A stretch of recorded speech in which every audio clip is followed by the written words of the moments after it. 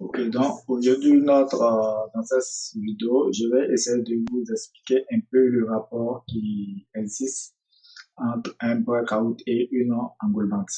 Ok, c'est vraiment important. Lorsque nous parlons de breakout, on parle d'une structure qui change. Et lorsque nous parlons d'une enrollment, on parle de motif de retournement. Donc, on va essayer de voir quel est le lien qui existe lorsque on a une structure qui change et lorsqu'on a une enroullement qui se forme afin de pouvoir consolider par exemple une analyse si nous voulons rentrer en position ou non. Ok. Donc, lorsque nous prenons par exemple, on va essayer de prendre un marché qui a une structure haussière. Ok. Donc, on va avoir le marché qui va faire des sommets et des creux qui seront de plus en plus hauts et à un moment donné, on a la structure qui va changer du fait de ce breakout. Ok? Donc, supposons que nous sommes par exemple en H1 et nous prenons la structure H1 et là, nous voyons que par rapport à notre structure H1, nous voyons que la structure vient de changer du fait de ce breakout. Ok? Et on va essayer maintenant de consolider ou bien de confirmer comment on appelle, ce changement de structure avec l'unité de temps supérieure à l'unité de temps où on vient, où nous avons essayé d'observer, où nous avons observé, pardon, notre breakout. Donc, si nous sommes en H1, on va passer sur l'unité de temps H4 pour voir si est-ce que nous avons eu une englobement qui vient de se former à la suite de ce breakout. Ok, donc en partant en H4, ce que nous allons vérifier, c'est que on va essayer de voir si est-ce que après le breakout qui s'est formé en H1, est-ce qu'en H4 nous avons une englobement. Ici, je prends l'exemple d'une englobement qui est parfaite. Ok, où un chandelier a été avalé par seulement un seul chandelier. On a plusieurs types d'englobement, mais je prends dans le cas qui est parfait où on a une englobement qui avale l'autre. Ok. Donc là, on suppose que nous avons une englobement qui est là en H4 par exemple. Donc c'est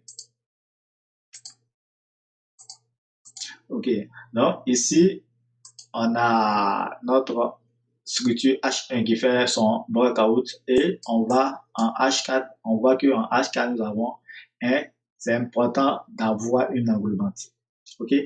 Donc lorsque nous avons ça et qu'on a H4, nous avons une englobante, alors il y a, disons, une forte chance que le marché maintenant pas chercher le dernier creux, si vous voulez, en H4, vu que le marché a créé des sommets, des creux de plus en plus haut, mais ces tendances qui sont là, en fait, ce sont des chandeliers à la hausse qui se sont formés à un moment donné où le marché peut-être se retourne et forme une impulsion. Donc, lorsque nous avons un enroulement, dans ce cas, nous avons de fortes chances que le marché vienne jusqu'au creux.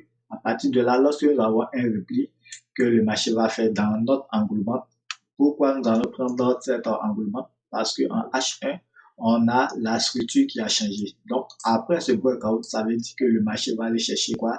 Le support H4. Donc, en H1, la structure, c'est-à-dire les creux H1 ne sont plus d'actualité. Lorsque vous avez un breakout sur une structure H1, ça veut dire que tout ce que vous allez voir comme creux ne sont plus à prendre. Ok? Les creux, le seul creux à prendre, le prochain creux à prendre à acheter, ça sera un support H4. Donc, à partir de là, lorsque le marché va faire son pullback, par exemple, dans notre zone de notre engouffre, à partir de là, nous pouvons chercher à vendre jusqu'à ce que nous atteignions quoi, le prochain support H4. OK?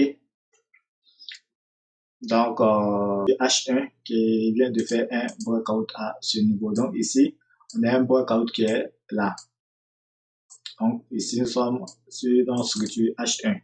Donc, après le breakout, lorsque nous mettons le chandelier le graphique en chandelier, on va en H4. OK? Donc, en H4, on va voir que ici, on a notre dernier chandelier qui se trouve là, qui réellement n'a pas clôturé. On a une manière plus avancée, ok, de voir, mais ici, on a le prix, on a le breakout qui se trouve là, ok, qui est le prix de clôture HK qui est ici. On a notre mèche qui est ici, mais le chandelier n'a pas clôturé en dessous, ok.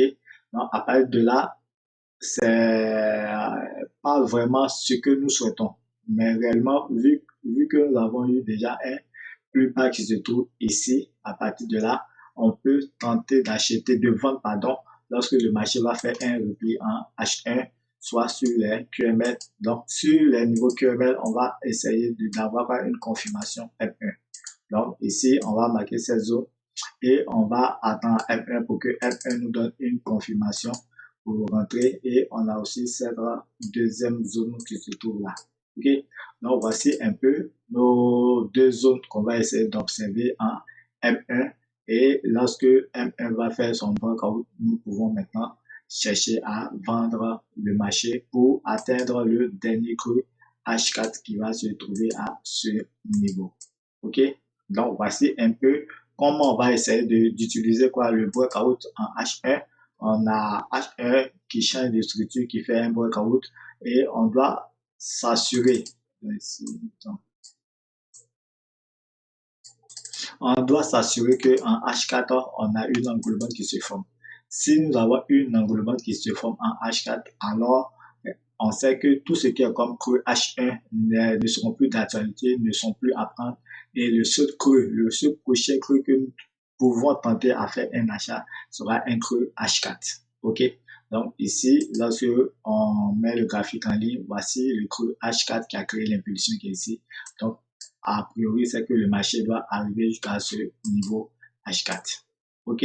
Donc, voici un peu comment on essaie de combiner un peu le breakout et les englobants pour former, pour que nous puissions être sûrs, par exemple, de l'englobant que nous souhaitons prendre lorsque le marché va soit faire un retrait si nous voulons essayer de trader les englobantes. OK?